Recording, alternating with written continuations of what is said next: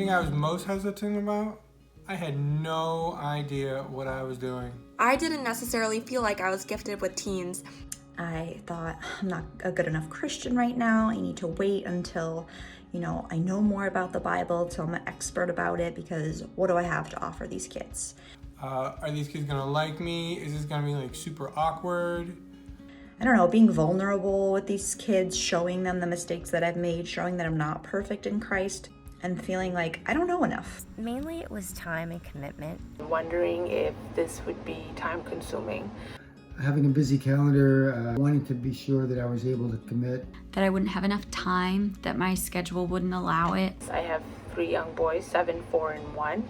How do you connect with a bunch of like 6th and 7th graders? I think that it's important that the youth realize that they are just as prioritized. And honestly, it hasn't taken up as much time as you might expect. I remembered my son's middle school youth leader, David Brochu. David had 4 girls, and I just admired that he took the time each week to serve Liam and mentor Liam and the other boys, and it wasn't easy.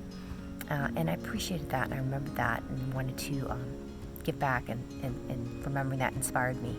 We wanted to spend some more time with our children while we were at church and just enjoy the groups that they were in as well. I did not have a great youth ministry experience growing up, so I wanted to provide that sort of space for Grace Chapel students. And there's actually a friend of mine who had kind of got it stuck in my mind that it might be a good idea and it was probably a good fit for me. In middle school, you're kind of discovering everything, you're kind of questioning everything. So that scared me, but I knew I always wanted to serve. I was really excited about the group of people I would be working with and was looking for community to spend time with. My Uncle Gerald, who is the youth leader in our small church up in Maine, I know the impact that he had, and so I was very happy to be able to serve. So when I was a youth, I had a lot of individuals in their 20s and 30s that really invested in my life, and it made a really dramatic impact. And it was an encouragement for me that it wasn't just my parents that were involved, but it gave me an outside perspective that non-family members are also serious with their commitment of God. Okay, so what do I love? I love pool noodle battles. I think those are awesome. I think the energy level is great. I mean, at least for me personally, I'm kind of a high energy guy. Baking and making pizza. We even did some potted herbs. We went canoeing. And it's been a real blessing for me to be with them and to serve them. Truthfully, I love that they teach me. Sometimes I feel more than I teach them.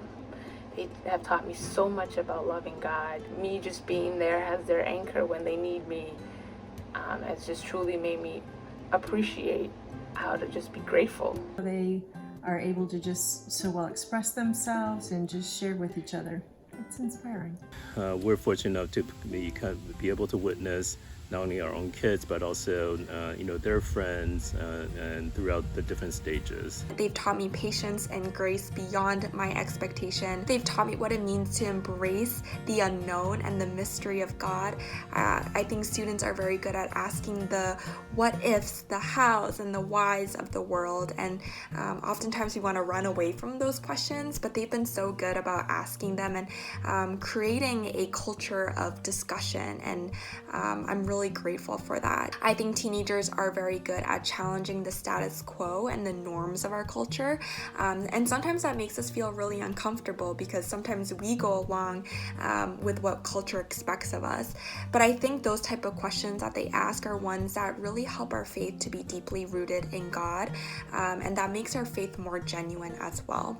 Most importantly, I really enjoy seeing the relationships being built among the volunteers and the kids themselves, and seeing the impact that it has on both of our lives, both as the youth and as the volunteer. Guiding them in a direction, but just then allowing them to kind of go where they want with that, to hear about what's on their mind and in their hearts, and that has been really fun. To be able to connect with them, to get to really know them on like a more personal level, and to be able to kind of share in their experiences, I think that's God, and He's definitely helped through that. He's helped me to become a better listener. I think He's been molding me and shaping me. Yeah. guess helping me to think a little bit less about myself, more about what's going on with other people. It was, I think, not even 6 months into serving when I got diagnosed with multiple sclerosis. I didn't realize what a blessing these students would be to me, that they would pray over me, that they would encourage me, that they would gift me with a blanket that I use at all my treatments. And I felt such love. They pray with each other when they're having a hard time, or even during the good. You know, they laugh with each other, they cry with each other. You know, it's just beautiful. It's just watching them grow closer to God each and every day during this time. It's been amazing. It's just nice to see them flourish. We had some girls who were quite shy in the beginning. They didn't know anybody, and it was really great to see them just become part of the group and completely happy and immersed as all the friends were.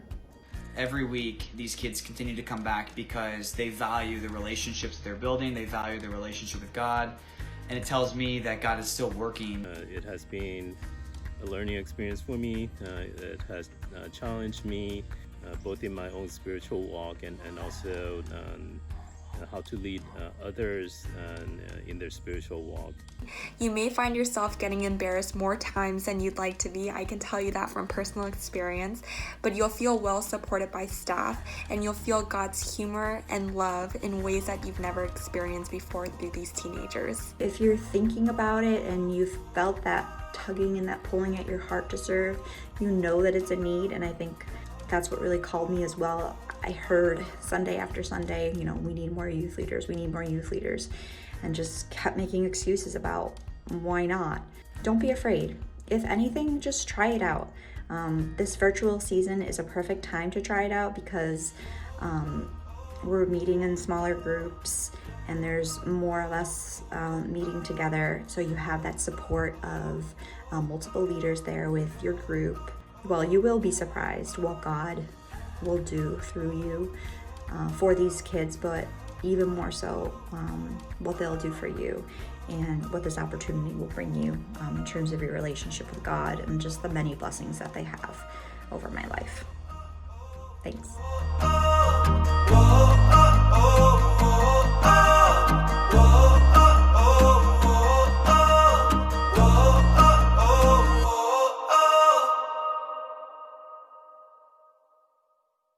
So where's that chocolate cupcake that you promised me for doing this? I'll get back to you.